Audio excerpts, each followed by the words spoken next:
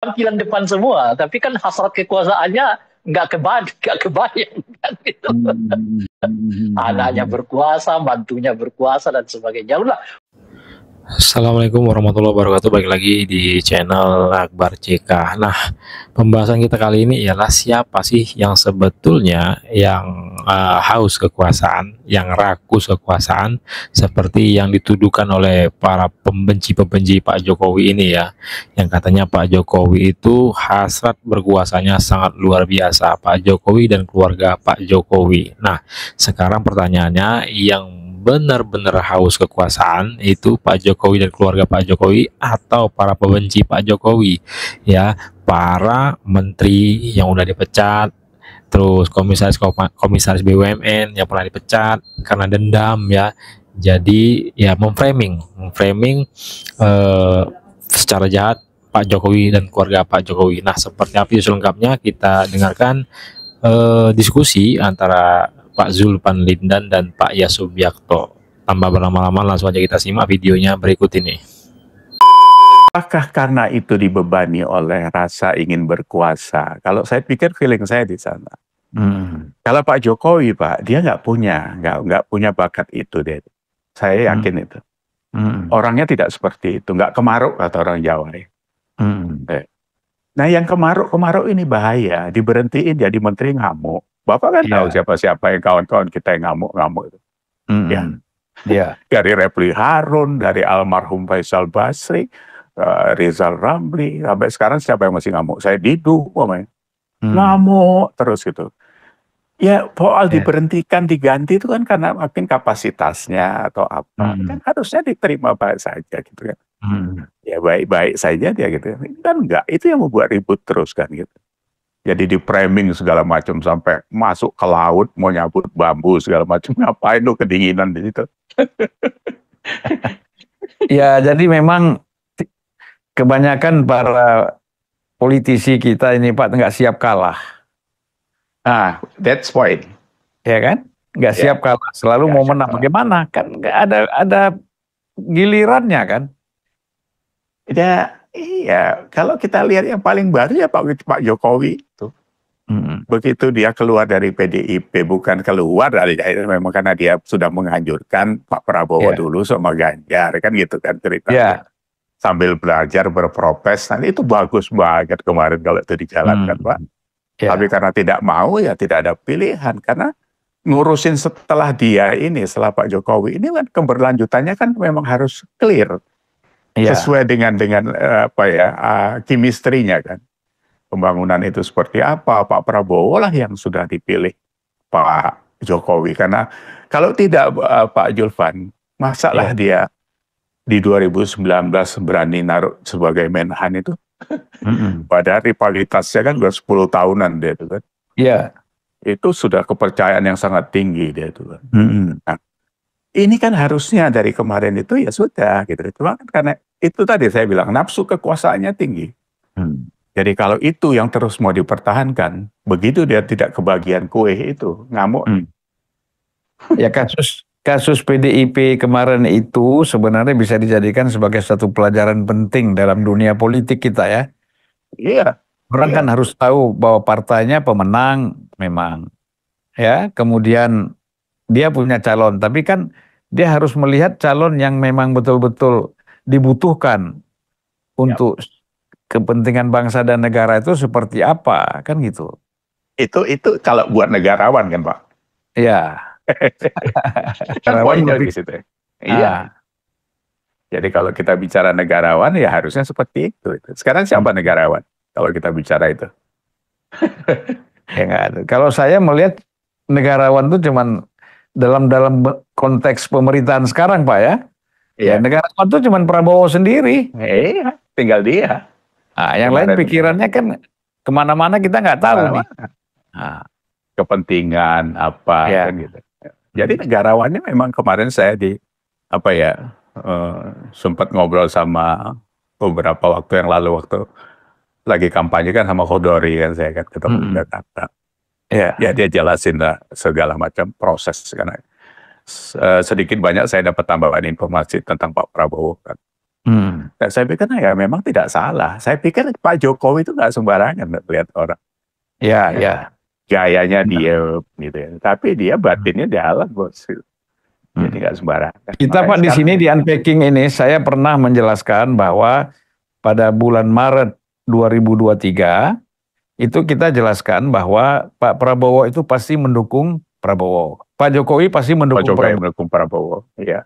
Saya udah analisis tuh kalau Bapak nonton lagi ulang tuh video kita ya. Kenapa? Alasannya karena Pak Jokowi tahu bahwa Prabowo ini orangnya loyal kepada mantan atasan dan atasan yang existing.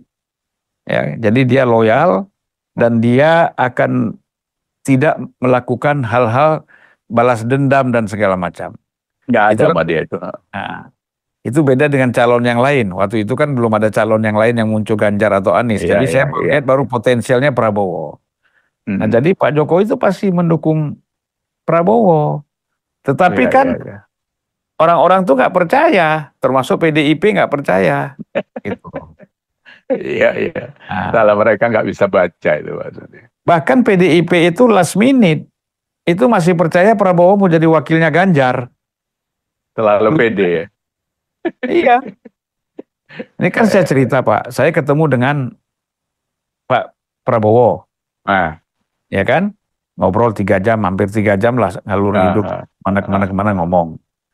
Prinsipnya Pak Prabowo mengatakan saya mau cari wakil presiden. Beliau sampaikan ke saya tuh Pak. Iya. Nah, kemudian 2 hari kemudian saya ketemu Hasto. Saya jelaskan Pak Prabowo ini sekarang lagi cari wakil presiden. Iya kan? Kita diskusi-diskusi, saya mengharapkan kan dia nyodorin Ganjar. Iya. Justru Hasto ini kaget. Wah, jadi Pak Prabowo mau jadi presiden. Artinya apa? Dalam pikiran mereka Prabowo mau jadi wakil presnya Ganjar. Gitu kan? Padahal survei itu kan survei Ganjar udah turun. Pak Jokowi sudah beralih ke Prabowo kan? Harusnya kan dilihat di situ. Nah, tapi lah itulah Pak. Kalau bicara pokoknya kan susah kan? Nah ini pokoknya ini yang repot memang.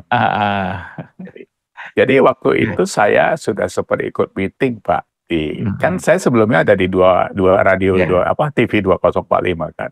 Denny Siregar apa kan. Kita dulu kan satu grup. Karena kita pernah diundang Pak Jokowi juga. Saya udah ikut meeting itu Pak Julvan. Jadi intim itu kan. Tapi begitu pulang Pak Jokowi bergerak ke kiri, something ini saya pikir gitu. Saya pikir langsung terus bilang sama kawan-kawan, saya off dulu ya, saya udah waktu itu. Saya tafakur dulu deh itu. Nah, itu waktu saya ngomong sama Hasto itu Pak di Jalan Bangka di restoran Solo apa namanya, itu ada Mas Jo. Jo Pray ya. Kan ada studio juga di situ kalau nggak salah. Iya. Iya di situ. Ya tapi waktu saya ngobrol sama Hasto, Mas Jo-nya ke studio nggak ikut gabung gitu. Ya jadi tapi ya sudahlah Pak Julvan kan ini kan sudah lewat ya. Sekarang yang kita hadapi kita kembali lagi ke masalah kabinet dan sebagainya ini memang saya tidak tahu nanti Pak Prabowo ini karena ini 108 orang ini kan tidak gampang juga menyatukan pemikiran. Jadi memang sebaiknya ya harus fokusnya ke kementerian. Iya. Jadi fokus di kementerian. Jadi yang dihajar intens di drive itu ya kementerian yang akan membuat pilar itu kan. Jadi harus ada pilarnya kan Pak. Ya karena anggaran terbesar di situ kan Pak. Iya, jadi harus di situ. Bu Sri Mulyani ini bagaimana dan ya nanti kalau kita kontak lagi. Saya sudah kemarin sempat ngobrol sama Irma Caniago kan. Iya. Tentang apa pajak dan sebagainya itu jangan diributin soal 11-12% itu nanti Pak Julvan. Iya. Ada yang terselubung yang tidak diraup mereka sekarang dibiarkan lepas begitu saja. Kita ini kan pengusaha kecil. Kita tahu bagaimana yang terjadi di lapangan ini.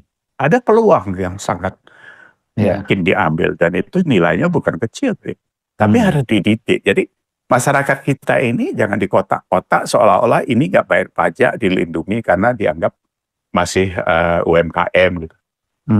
Emang UMKM itu omsetnya satu hari cuma 100.000. Nah, kemarin anak saya bilang, Pak, petani kan dilindungi, pupuk disubsidi. Bapak tahu kebun mangga di Probolinggo sekali panen umroh 3 kali. Nggak bayar pajak itu, Bos. Iya, iya. Nah, maksud saya yang kayak gitu itu kalau dicuplikin, Bapak tahu, Pak Julpan tahu lah ya, Ya. jumlah UMKM walaupun itu tidak valid ya, Ya, cuma ya. 66 juta. Nah itu kalau dipilah berapa yang kelas ini, kelas ini, kelas ini. Ya, ya. Maksud saya itu juga harus diajar punya tanggung jawab terhadap negara ini kan. Iya, iya. Bayar pajak walaupun 0,2%. Iya, 2%. Nah, yang ngurusin itu nggak usah lagi pakai laporan yang 16 lembar itu. 1 lembar cukup itu. Rekrutan SMK ngurusin 100 UMKM. Laporannya tiap akhir bulan atau awal bulan depan. Iya. Nah, tapi itu kan perlu harus duduk Pak Julpan. Nanti kita ya, ada rasa tanggung jawab lah ya. Nah, diajar seperti yang kita bilang tadi deh. Cucu Pak Julpan pernah ikut sama nenek disuruh nyapu got dan sebagainya, itu kan mengajar tanggung jawab. Ya. Sekarang kan itu melekat kan? Melekat, sama saya melekat Pak. Saya biasa masak, saya biasa nyuci, saya biasa nyapu. Sampai sekarang saya masih nyapu halaman di depan rumah. Sampai keringat kan gitu. Itu kan karena dibentuk gitu kan. Iya. Kalau nggak dibentuk nggak dapat, lepas dia terus. Ya Pak. Pak, kita udah hampir 45 menit. Ya, mungkin kita masuk ke closing statement ya. Ada closing statement yang perlu disampaikan oleh Pak Iyas. Iya. Nah, silakan Pak. Iya. Jadi karena tadi kita banyak bicara di resapel kabinet dan kementerian, menurut saya dari saya itu Pak Julpan cuma satu saja, bahwa kementerian ini harus difokus oleh Pak Prabowo, mana yang akan dijadikan pilar supaya keberhasilan ke depan ini dalam 5 tahun di dalam pemerintahan Pak Prabowo itu ada fundamennya ya, ada pilarnya lah Pak. Seperti Pak Jokowi kemarin punya 5 atau 6 kementerian itu, sehingga apa yang dicita-citakan di pembangunan ini progresnya bagus gitu. Karena kalau sekarang ada 48 itu tidak akan mungkin semuanya bisa perform gitu kan. Nah, bagi kita, saya terus suarakan Pak Julpan, saya terima kasih karena Bapak punya unpacking ini juga suara yang luar biasa di masyarakat. Yang kayak pesan seperti ini kan luar biasa gitu. Nah, kita akan membalancing ini gitu. Supaya jangan bicaranya jangan bicara Pak Jokowi Mega saja gitu kan. Karena ke depan ini kita butuh yang lebih besar. Nah, dari sudut kita itu ya, saya cuma terus berpesan bahwa kita harus sehat berpikir lah. Jadi itu saja. Pesan yang lain saya pikir nanti Pak Prabowo pasti bisa menjabarkan macam-macam lah. Terus yang terakhir, nggak usah terlalu marah-marah juga, karena capek deh. Yang perlu sistemnya dibetulin kali. Iya, mungkin adrenalinnya kalau marah naik Pak. Iya, ya bisa jadi. Sikap militernya ya. Iya, itu emang nggak bisa dibuang itu. Itu saya kira dia juga sudah melihat berapa tahun, berapa periode gemes lah gitu. Iya, sebenarnya dia keluarin aja semuanya. Gemes dia itu memang. Nah, itu dia video kita kali ini. Silahkan ketik komentar kalian di kolom komentar terkait video kita kali ini ya. Sebelum saya akhiri, jangan lupa like dan subscribe-nya agar tidak ketinggalan informasi ataupun notifikasi dari channel ini. Saya Akbar CK. Assalamualaikum warahmatullahi wabarakatuh. Salam sehat selalu. Bye-bye.